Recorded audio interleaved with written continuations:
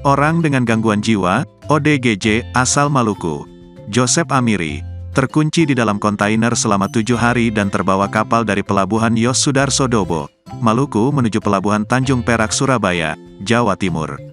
Ia ditemukan anak buah kapal dan petugas pelabuhan yang melakukan bongkar muatan pada Senin, tanggal 27 Februari tahun 2023. Menurut Kepala Polisi Subsektor Pelabuhan Yos Sudarso Dobo Ibda LM Yusdiman, Joseph sering berkeliaran di sekitar pelabuhan Yos Sudarso Dobo lantaran tak memiliki keluarga. Pada hari itu, petugas sebenarnya juga sudah memeriksa kontainer yang dimuat di atas kapal. Saat diperiksa, tidak ada orang, ujarnya, seperti yang dikutip dari Kompas.com, Kamis, tanggal 2 Maret tahun 2023.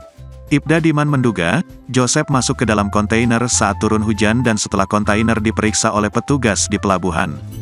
Joseph ikut terbawa saat kapal kargo Detroit Mas berlayar dari pelabuhan Dobo Maluku ke Surabaya, Jawa Timur pada tanggal 20 Februari tahun 2023.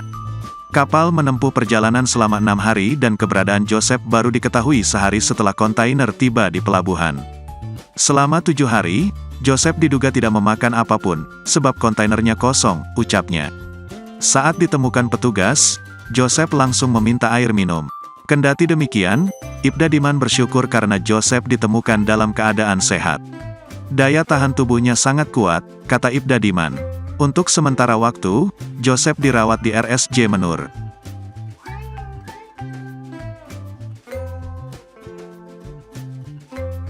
Terima kasih sudah nonton. Jangan lupa like, subscribe, dan share ya.